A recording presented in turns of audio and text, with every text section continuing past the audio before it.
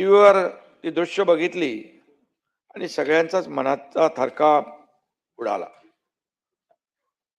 दादांवर प्रेम करणाऱ्यांवर आभाळा एवढं दुःख कोसळलं. कितीतरी वेळा कुणाचाच या बातमीवर, माझाच काही, कुणाचाच या बातमीवर विश्वास बसत नव्हता. प्रत्येकाच्या डोळ्यात अश्रू होते, मनात दुःख होतं. दादा वेळ कधीच चुकवत नव्हते, पण त्या दिवशी नियतीने मात्र वेळ चुकवली. लाख गेले तरी चालतील, पण लाखांचा पोशिंदा जगला पाहिजे असं आपण नेहमी म्हणतो. पण त्या दिवशी सभापती महोदय अगदी विपरीत घडलं. लाखांचा पोशिंदा गेला. दादांचं नाव अजित होतं, पण नियतीसमोर ते जिंकू शकले नाहीत. दादा लाखो त्यांच्या कार्यकर्त्यांना, अनुयायांना, त्यांच्यावर प्रेम करणाऱ्यांना अनाथ करून गेले. ही मात्र वस्तुस्थिती आहे. यामध्ये मी एवढंच म्हणेन, बिछड़ा कुछ इस अदा से कि रुत ही बदल गया. बिछड़ा कुछ इस अदा से कि रुत ही बदल गया. एक इंसान सारे शहर को ही वीरान कर गया. या दुर्घटनेनं पवार कुटुंबियांवर काळाने घाला घातला. दुःखाचा डोंगर कोसळणं म्हणजे काय असतं हे मी स्वतः देखील अनुभवलंय. माझी 2 मुलं अपघातात मी गमावली, त्यावेळी मी दुःख पाहिलंय. त्यामुळे सुनेत्राताई, पार्थ, जय आणि एकूणच पवार कुटुंबियांच्या दुःखाची आपण सगळेच कल्पना करू शकतो. माझे गुरुवर्य धर्मवीर आनंद दिघे साहेबांना सुद्धा मी अपघातातच गमावलं आणि त्यावेळी देखील दुःख काय असतं हे मी पाहिलंय. साहेबांवर प्रेम करणाऱ्या लाखो लोकांची काय अवस्था झाली तेही पाहिलंय, कारण तेही अचानक निघून गेले. त्यामुळे दादांवर अतोनात प्रेम करणाऱ्या लोकांची वेदना आपण जाणतो. आजही सभागृहातल्या अनेकांच्या डोळ्यात अश्रू आहेत, दुःख आहे. हे दुःख पचवणं, दादा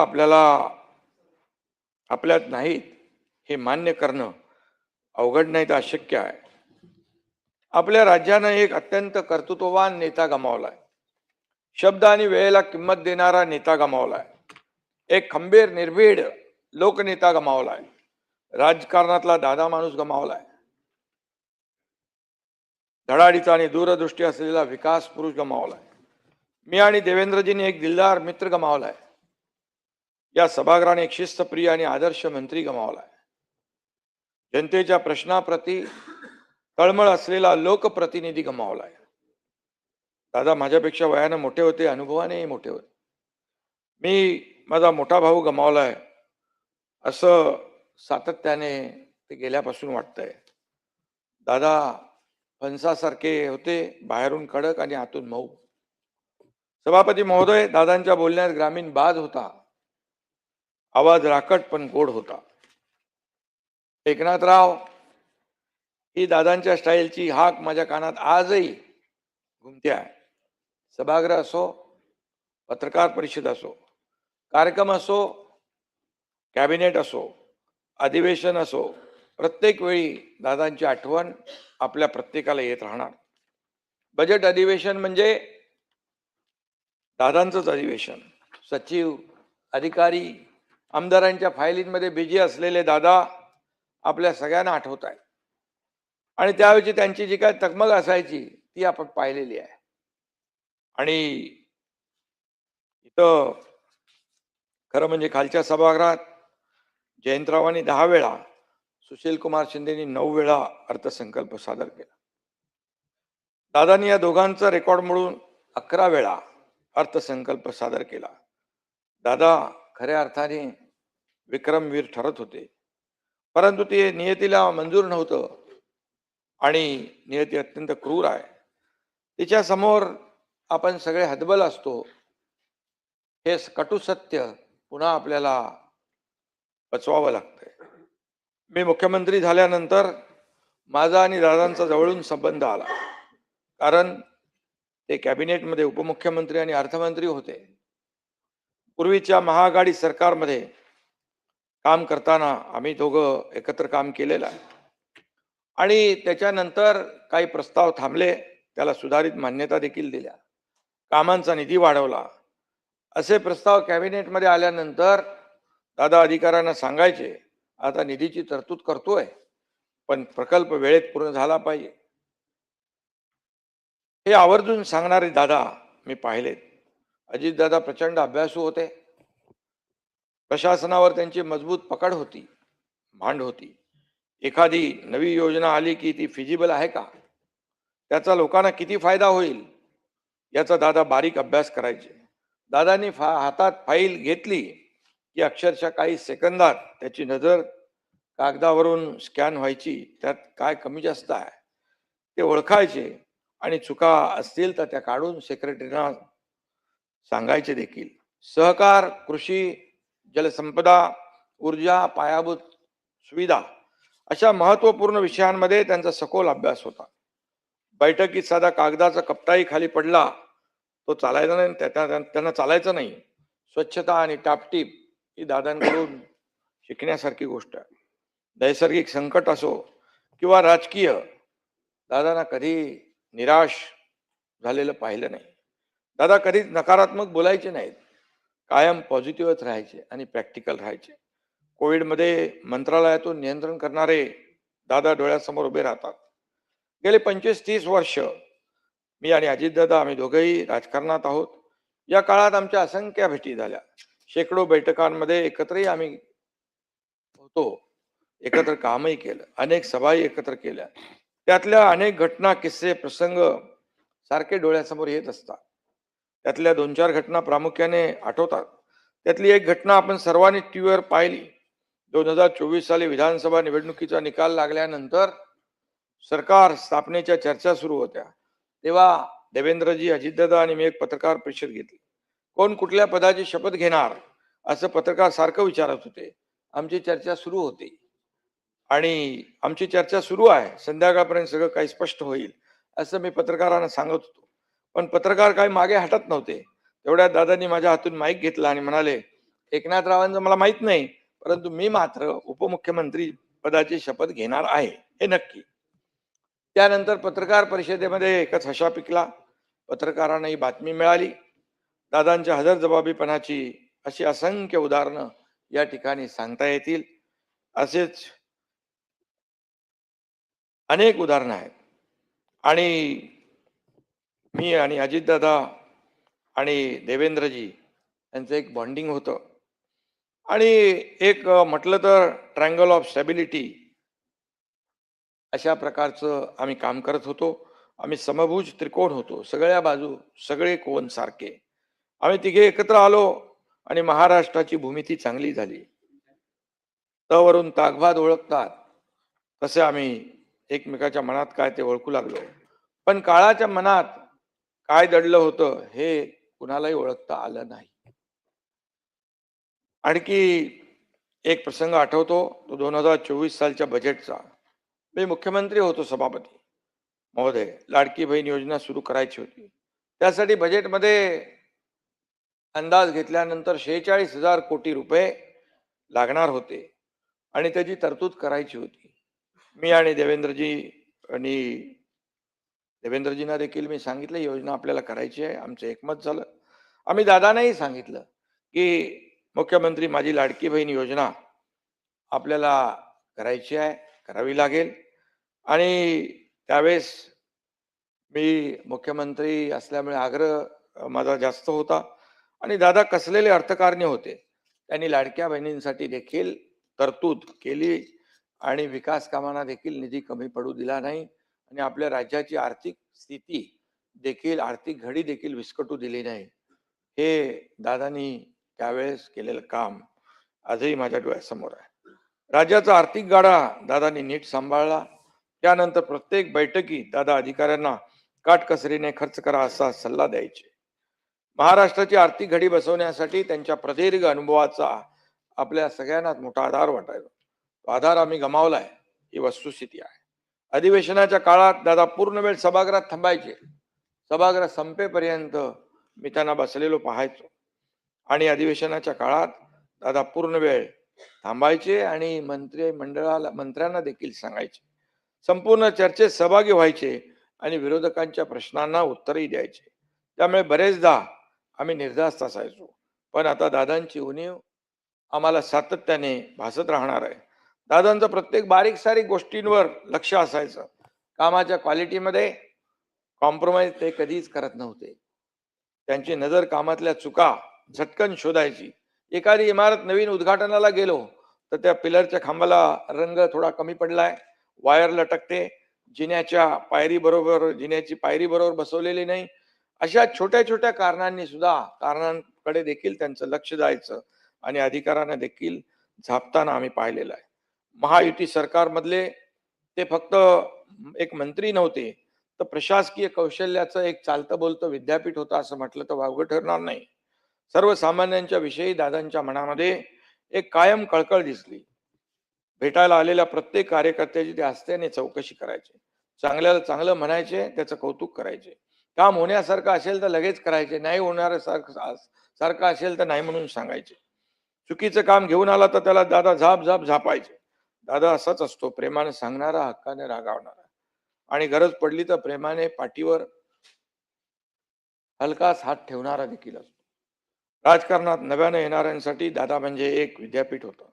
लोकप्रतिनिधी कसा असावा याचं मूर्तिमंत उदाहरण म्हणजे अजितदादा. मला सुपारीच्या खंडाचंही व्यसन नाही, दादा अभिमानाने सांगायचं. दादांना बेशिस्त गर्दी अजिबात आवडायची नाही. पण मी त्या काळात पाहिलं, माझ्या भोवती लोकांची सतत गर्दी असायची आणि मला सुद्धा या गर्दीवरून कितीतरी वेळा दादांनी बोलून दाखवलं. हे सांगताना त्यांचा उद्देश चांगला होता आणि या गर्दीमधून कोण कधी येईल काय या सगळ्या गोष्टी मला ते सांगायचे. कशाला गर्दीत जाता, एवढी रिस्क कशाला घेता, असं दादा मला नेहमी सांगायचे. एकनाथराव उशिरापर्यंत कधी आम्ही बसलो तर असं एअरपोर्टला किंवा इतर कार्यक्रमाच्या वेळी तर एकनाथराव रात्री उशिरापर्यंत काम करू नका, तब्येतीची काळजी घ्या, असा वडिलकीचा सल्ला देखील त्यांनी मला अनेकदा दिलेला आहे. ठाण्यात माझ्यावर लिहिलेलं एका पुस्तक प्रकाशनासाठी दादा, मी आणि देवेंद्रजी एकत्र होतो. तेव्हा त्यांनी अतिशय दिलदारपणे भाषण केलं आणि सर्वाधिक सह्या करणारा मुख्यमंत्री म्हणून त्यांनी माझं जाहीर कौतुकही केलं. दुर्दैवाने दादांना मुख्यमंत्री होता आलं नाही. दादांनी त्यांनी आपल्या मिश्किल शैलीत तिथं बोलूनही दाखवली ठाण्याच्या गडकरी रंगायतांमध्ये. नशिबाने साथ दिली असती तर भविष्यात ते मुख्यमंत्री झाले असते. पण आपण सर्वांनी प्रांजळपणे कबूल करायला हवं की महाराष्ट्र एक कर्तृत्ववान नेत्याला मुकला आहे. सत्ताधारी असो की विरोधक, प्रत्येकाशी दादांचे मैत्रीपूर्ण संबंध होते. राजकारणात मतभेद असतात, वाद असतात, पण दादा खऱ्या अर्थाने अजात शत्रू होते असं म्हटलं तर वावगं ठरणार नाही. त्यांच्या बोलण्यात कधी पदाचा अहंकार नव्हता. राजकीय विरोधकांवर ते मार्मिक आणि खुसखुशीत टीका करायचे, पण कधी त्यांनी खालच्या स्तरावर टीका केली नाही. राजकारणातही त्यांनी खिलाडूपणा जिवंत ठेवला, जपला आणि त्याचबरोबर आयुष्यात अनेकदा एखादे निर्णायक पाऊल उचलावे लागतं त्यावेळेस निवडक सहकार्यांना विश्वासात घेऊन काही निर्णय घ्यावे लागतात. माझा आणि त्यांचा राजकीय प्रवास काहीसा समांतर म्हणावासा आहे आणि आम्ही घेतलेला निर्णय अचूक होता हे सिद्ध झालं. जनतेच्या न्यायालयामध्ये देखील ते सिद्ध झालं. मी, देवेंद्रजी आणि अजितदादा, आमची तिघांची कार्यशैली वेगळी होती, काम करण्याची पद्धत वेगळी होती. दादांचे काम पहाटे 5 वाजल्यापासून सुरू व्हायचं. ते अधिकाऱ्यांना कधी कधी 6 वाजता बोलवायचे, कधी 7 वाजता बोलवायचे. अधिकाऱ्यांची फरफट व्हायची, परंतु ते दादा नेहमी वेळेवर पोचायचे आणि देवेंद्रजी दिवसभर सक्रिय असायचे. मी देखील रात्री उशिरापर्यंत, कधी कधी पहाटेपर्यंत काम करायचो. तिघांचे आमचं 24/7 या ठिकाणी काम करणारं सरकार होतं.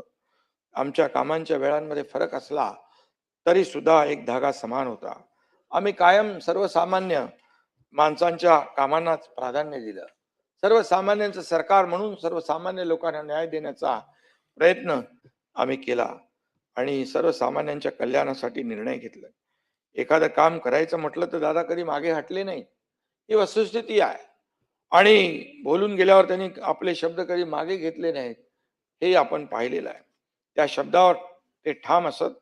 परिणामांना सामोरं जायची देखील त्यांनी तयारी त्यांची ठेवायची. दादा आपल्या विधानामुळे काही वेळा अडचणीत देखील आले, पण त्यांनी त्यांच्या मोकळ्या ढाकळ्या स्वभावाला कधीच मुरड घातली नाही, ही वस्तुस्थिती आहे. आणि जो होगा देखा जाएगा असा त्यांचा बेधडक स्वभाव आपण सगळ्यांनी पाहिलाय. त्यांनी परिणामांची पर्वा केली नाही. देवेंद्रजींना दिलेला शब्द पाळण्यासाठी त्यांनी मोठी रिस्क घेऊन पहाटेचा शपथविधी केला. त्यातून वादळ निर्माण झालं, पण तेही त्यांनी समर्थपणे अंगावर घेतलं. 3-4 वर्षात त्यांच्या राजकीय आयुष्यात अनेक उलटापालटी झाल्या, अनेक आरोप झाले. त्यांच्या संयमाची परीक्षा पाहणाऱ्या घटनाही घडल्या. वैयक्तिक आणि कौटुंबिक पेच देखील निर्माण झाले, पण दादांचं नेतृत्व त्यातून तावून सुलाखून निघालं. आरोप, राजीनामे, संघर्ष, स्पर्धा, अंतर्गत कलह या सगळ्यांना अजितदादा पुरून उरले. अधिक अधिक प्रगल्भ होत गेले. दादा म्हणजे शिस्त, दादा म्हणजे वक्तशीरपणा आणि स्पष्ट वक्तेपणा. दादा म्हणजे अभ्यास वृत्तीचं मूर्तिमंत उदाहरण आहे. पण गेल्या काही महिन्यात दादांचं एक वेगळं रूपही आपण पाहिलं. कायम गंभीर दिसणारे दादा अगदी अधिक मोकळे वागू लागले. दादांची प्रेस कॉन्फरन्स म्हणजे पत्रकारांना एक ट्रीट असायची. एका प्रश्नावर एक पत्रकार खोदून खोदून एकच प्रश्न विचारत होता. तेव्हा दादा म्हणाले, तुम्ही इतके प्रश्न विचारता की मला वाटतं तुम्हालाच मंत्री करायला पाहिजे, माझ्यापेक्षा तुम्ही चांगलं काम कराल. अशा प्रकारचे मीडियाशी बोलताना पत्रकारांची फिरकी घेणारे दादा आपण पाहिले. जाहीर सभांमधून थट्टा मस्करी करणारे दादा आपण पाहिले. शाब्दिक कोट्या करणारे दादा आपण पाहिले. दादांनी आपल्याला अनेकदा खळखळून हसवलं देखील. आमच्या तिघांचा असाच सभापती महोदय खळखळून हसणारा एक फोटो देखील व्हायरल झाला. तो खूप व्हायरल झाला. तो फोटो अनेकदा माझ्या नजरेसमोर येतो. हसत खेळत सगळं सुरू असताना त्याचे असं रडवण्यात रूपांतर होईल असं कुणालाही स्वप्नात देखील वाटलं नव्हतं. काळाने केलेली जखम दीर्घकाळ ठसठसत राहणार आहे. 91 साली अजितदादांनी राजकारणात प्रवेश केला, तो खासदार म्हणून. परंतु ते दिल्लीच्या राजकारणामध्ये रमणारे नव्हते. त्यांना रस होता महाराष्ट्राच्या राजकारणात आणि महाराष्ट्राच्या विकासामध्ये. दिल्लीतून दादा महाराष्ट्रात आल्यानंतर त्यांची राजकीय कारकीर्द बहरली. दादा कायम राजकीय घडामोडींच्या केंद्रस्थानी राहिले. सभापती महोदय 1999 साली शरद पवार साहेबांनी राष्ट्रवादी काँग्रेसची स्थापना केली. अजितदादा त्यांच्या सोबत सावलीसारखे वावरले, सावलीसारखे राहिले. 7 वेळा आमदार, 6 वेळा उपमुख्यमंत्री, 11 वेळा बजेट मांडणारे वित्तमंत्री, वर्षभरासाठी विरोधी पक्षनेता, ही त्यांची चौफेर कामगिरी आहे.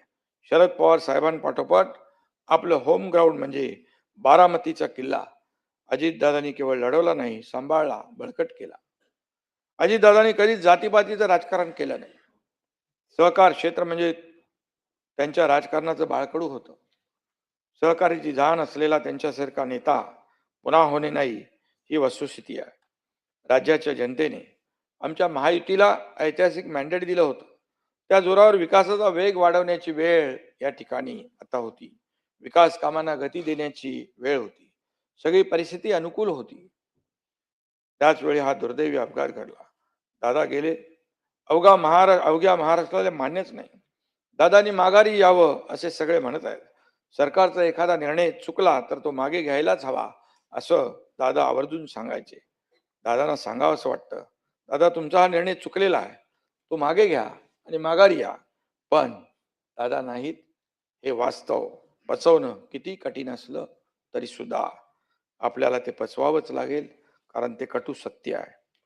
दादांना श्रद्धांजली अर्पण करतो असं म्हणताना देखील आपल्याला प्रत्येकाची जीभ जड होती आहे, कारण विश्वास बसत नाही. ही वस्तुस्थिती आहे. आजही सभागृहाकडे पाहताना दादा डोळ्यासमोरच दिसत आहेत. पण आपलं दुर्दैव आहे की दादा आपल्यात नाहीत. आज सुनेत्राताई मोठ्या धीरानं दादांची जबाबदारी त्यांनी स्वीकारलेली आहे. आबाळा एवढं दुःख असतानाही ही माऊली खंबीरपणे उभी राहिली आहे. दादांच्या सहकार्यांना आणि कार्यकर्त्यांना देखील धीर देताना आपण पाहतोय. दादांच्या खुर्चीवर बसताना त्यांच्या भावना आपण समजू शकतो. आणि म्हणून आम्ही सर्वजण ताईच्या पाठीशी खंबीरपणे उभे आहोत. महाराष्ट्राच्या विकासाचं जे स्वप्न दादांनी पाहिलं होतं ते पूर्ण करण्याची जबाबदारी आता आपल्या सर्वांवर आहे. विकास आता लांबणार नाही, महाराष्ट्र आता थांबणार नाही, ही दादांची घोषणा आपण खऱ्या अर्थाने सगळ्यांनी मिळून सत्यात उतरवूया. दादा, तुमची उणीव आम्हाला सतत भासत राहणार आहे आणि अजितदादा आपल्यात कायम राहतील त्यांच्या कार्यकर्तृत्वाच्या रूपाने.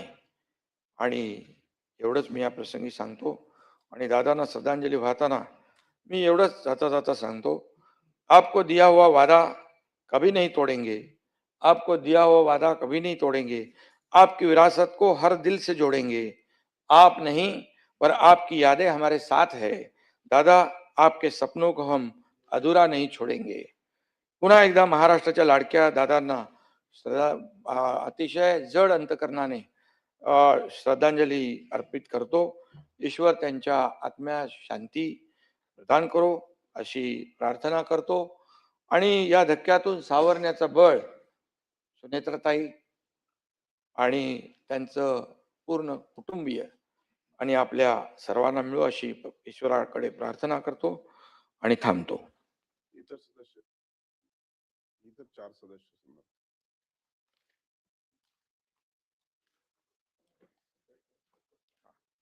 आणि प्रस्ताव मांडायचा.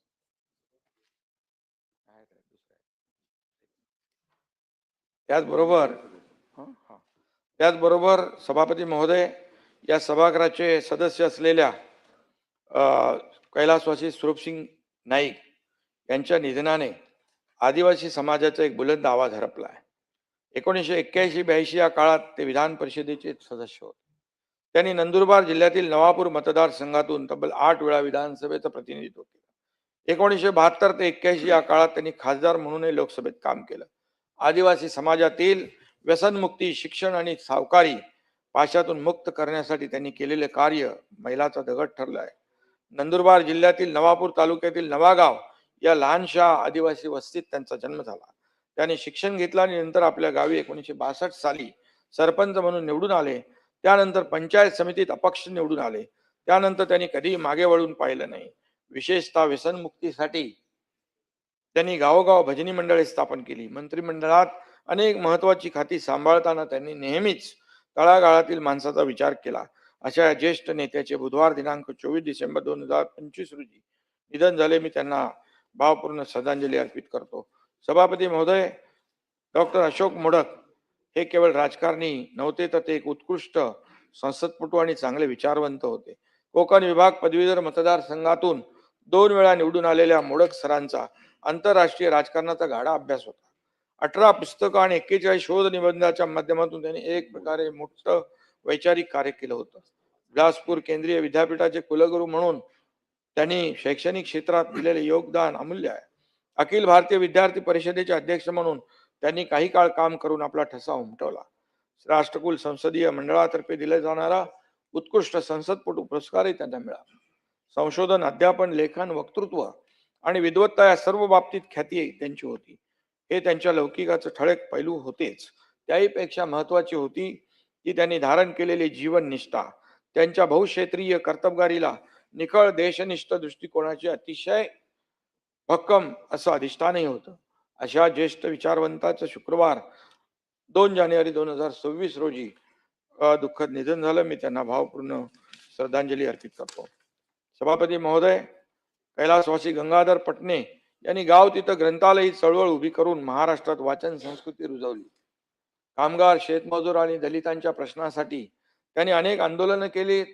प्रसंगी तुरुंगवासही भोगला आणि 1978 ते 1980 या काळात बिलोली मतदारसंघातून महाराष्ट्र विधानसभेवर ते निवडून आले.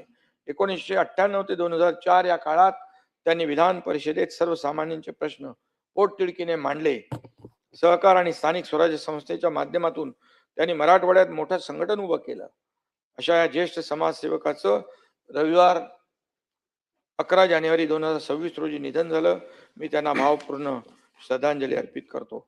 सभापती महोदय, श्रीमती नीला देसाई या शिवसेनेच्या स्थापनेपासून सक्रिय असलेल्या एक धडाडीच्या कार्यकर्त्या आणि नेत्या होत्या. 1994 मध्ये महाराष्ट्र विधानसभेतून महाराष्ट्र विधान परिषदेवर निर्वाचित झाल्या होत्या. मुंबईतील अनेक सामाजिक आणि शैक्षणिक संस्थांशी त्यांचा जवळचा संबंध होता. शिवसेनेच्या अनेक आंदोलन पक्षाचा विस्तार प्रसार करण्यासाठी त्यांनी विशेष परिश्रम घेतले होते आणि महिलांसाठी प्रौढ शिक्षण आणि व्यवसाय मार्गदर्शनाचे त्यांनी केलेले कार्य अत्यंत कौतुकास्पद आणि अभिमानास्पद आहे. अशा या धडाडीच्या सदस्या आणि समाजसेविकेचं निधन शुक्रवार 16 जानेवारी 2026 रोजी झालं. मी त्यांना भावपूर्ण श्रद्धांजली अर्पित करतो. खऱ्या अर्थाने सन्मान्य सदस्यांच्या निधनानं राज्याच्या सार्वजनिक जीवनात मोठी पोकळी निर्माण झालेली आहे.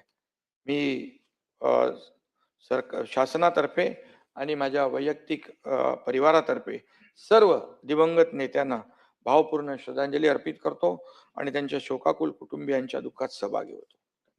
माननीय सभागृहाचे नेते आणि राज्याचे उपमुख्यमंत्री श्री एकनाथरावजी शिंदे साहेब यांनी उपमुख्यमंत्री व माजी विधानसभा सदस्य दुःखद